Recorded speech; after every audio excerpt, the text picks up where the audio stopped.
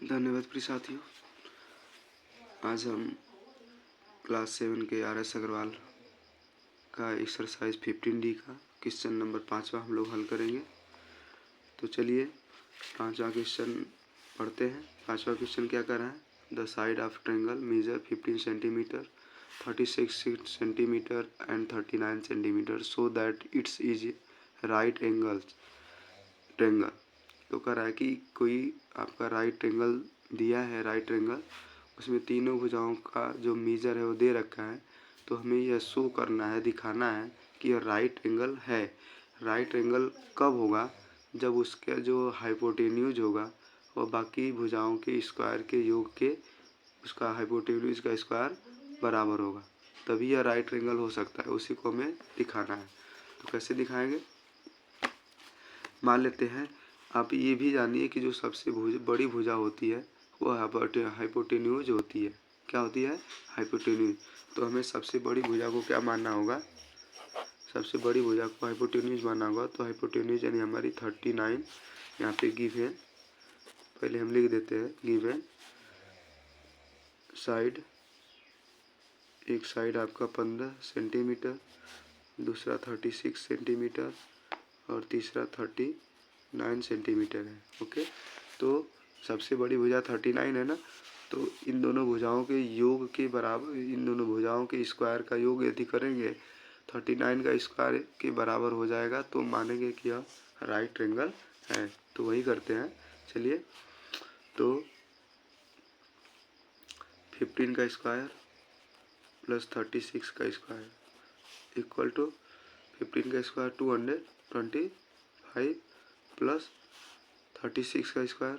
यहाँ पे इसको भी लिख लेते हैं एक ही साथ ताकि हमारा आसान हो जाए। 36 का स्क्वायर, 36 का स्क्वायर कितना होता है? तो 36 का स्क्वायर आप मल्टीप्लाई कर लीजिएगा, सॉरी 1296 हो जाएगा। ठीक, इस तरह से। और 39 का जो स्क्वायर है वो आपका हो जाएगा 1521। ओके, अब इसको बराबर कर देते हैं।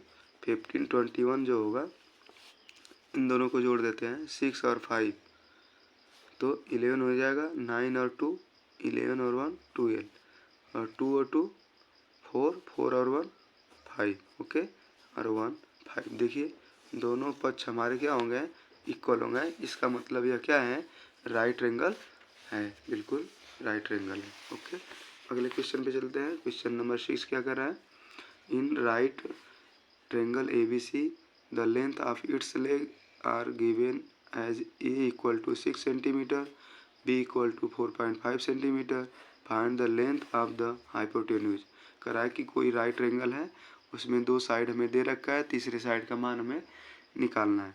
तो तीसरे साइड का मान हम कैसे निकालेंगे? वो भी हाइपोटेन्यूज है। ओके, तो हम दोनों साइड को A और B मानेंगे और तीसरे को हम C मान लेते हैं। चलिए, तो क्या करेंगे?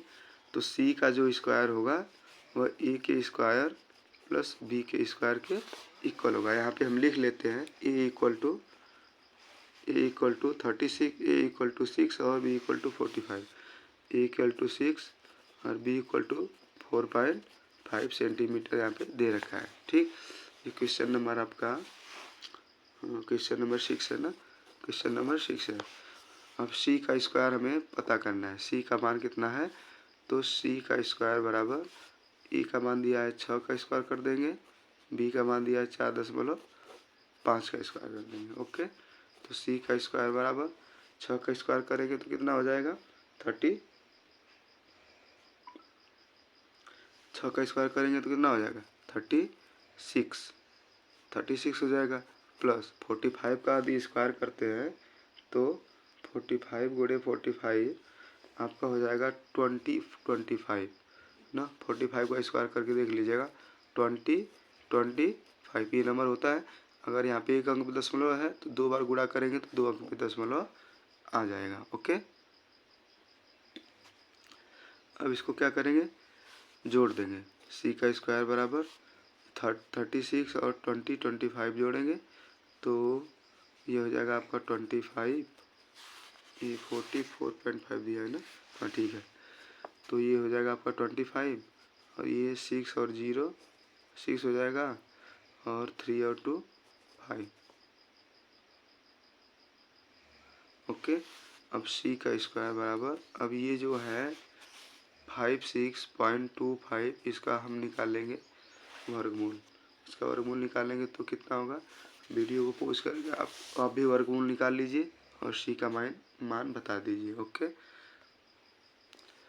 तो ये जो है 5625 ये आपका 75 का जो है स्क्वायर है, तो इसको हम इसको 7.5 का स्क्वायर कर सकते हैं, 5 कर सकते हैं, equal to c equal to 7.5, यानी c का मान कितना निकल के आया, 7.5 सेंटीमीटर निकल के आया। ओके, तो अगला क्वेश्चन है आपका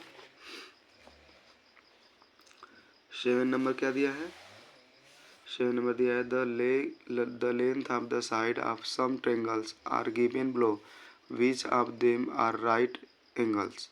ओके, तो पूछ रहा है कि कौन इसमें राइट एंगल है। ठीक, तो इसको हम कैसे फाइंड करेंगे,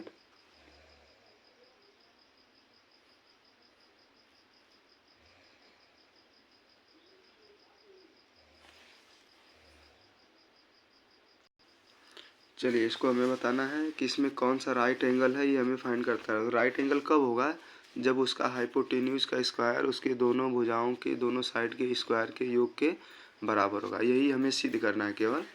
तो हम यहाँ पे ए हमारा 15 है, बी 20 है और सी 25 है।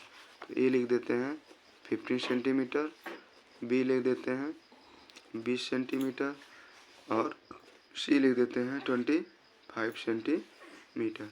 तो वही फार्मूला, सबसे बड़ी साइड हमारी कौन है, 25 है। तो सी का स्क्वायर बराबर ए का स्क्वायर प्लस बी का स्क्वायर। तो सी का स्क्वायर यानी 25 का स्क्वायर बराबर ए हमारा कितना है 15 है और बी कितना है 20 है। तो इनका स्क्वायर करेंगे, 25 का स्क्वायर होगा आपका 625 बराबर 15 का 225 हो जाता है प्लस 20 का 400 हो जाता है। ओके, तो 625 प्लस 4 और 2 6 और 25, ये भी 625 हो गया आपका। दोनों साइड हमारे क्या हो गए, इक्वल हो गए।